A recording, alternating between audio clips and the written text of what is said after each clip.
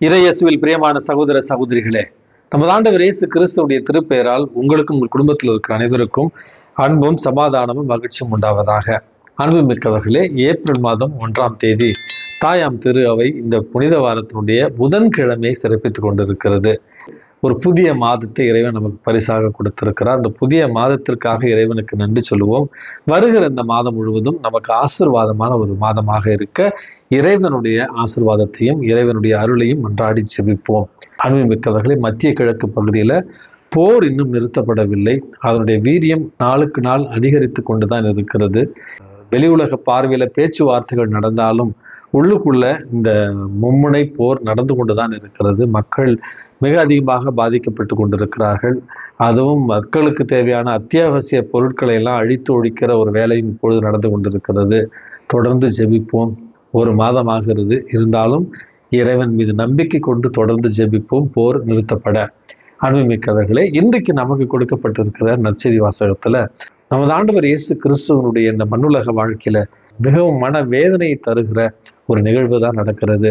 பாஸ்கா விழாவிற்கான அந்த தயாரிப்பு நாட்களில் இயேசு தன்னுடைய திருத்துதர்களோடு இரவு உணவு உண்ணுகிறார்.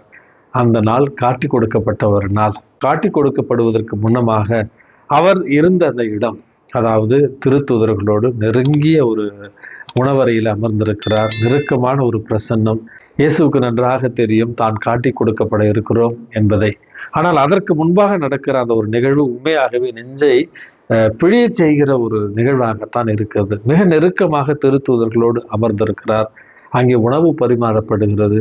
மிகவும் உணர்வு பூர்வமான ஒரு சந்திப்பு என்று தான் நம்ம சொல்ல வேண்டும். எல்லோருமே அருகில் உட்கார்ந்திருக்கிறார். ஒரு திருத்தூதர் இயேசுனுடைய மார்போடு சாய்ந்து அமர்ந்திருக்கிறார். இந்த நிகழ்ச்சிக்கு பிறகுதான் யூதாஸ் இஸ்காரியத்து இயேசுவை காட்டி கொடுக்க அவன் வெளியே கிளம்புகிறான்.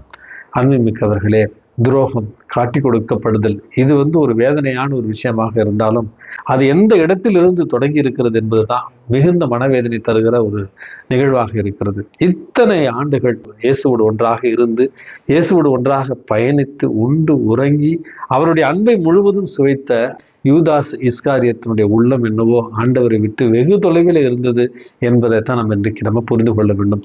ஒரு புறம் நெருக்கம், அன்பு, உணர்வு, இன்னொரு பக்கம் மனதுக்குள்ள 30 வெள்ளி காசுக்காக இயேசுவை காட்டி கொடுக்க துணிகிற அந்த யூதாஸ் இஸ்காரியத்தினுடைய உள்ளம்.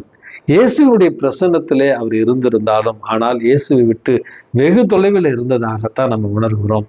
அன்புமிக்கவர்களே, இயேசுவோடு உண்டு உறங்கி இயேசுவை காட்டி கொடுக்க புறப்படுகிற அந்த நேரத்துல கூட நமது ஆண்டவர் இயேசு கிறிஸ்து தன்னோடு உண்டு உறங்கி தன்னோடு வாழ்ந்த திரு தூதர்கள் ஒருவர் தன்னை காட்டி கொடுக்க போகிறார் என்று தெரிந்திருந்தும் நமது ஆண்டவர் இயேசு கிறிஸ்து எதற்காக அனுப்பப்பட்டோமோ, எந்த பணிக்காக அனுப்பப்பட்டோமோ அந்த பணியை நிறைவேற்றும் அளவுக்குத்தான் பேரார்வம் கொண்டவராக இருப்பதாக இன்றைக்கு நம்ம பார்க்கிறோம். அன்பு மிக்கவர்களே, வெளிப்புறத்துல கிறிஸ்துவுக்காக, கிறிஸ்தவர்களாக நம்ம பல்வேறு காரியங்களை செய்யலாம். ஜப வழிபாடுகளில் ஈடுபடலாம், ஜபமாலையை ஜபிக்கலாம், பாத யாத்திரைகளை நம்ம செய்யலாம், சிலுவை பாதைகளை மேற்கொள்ளலாம்.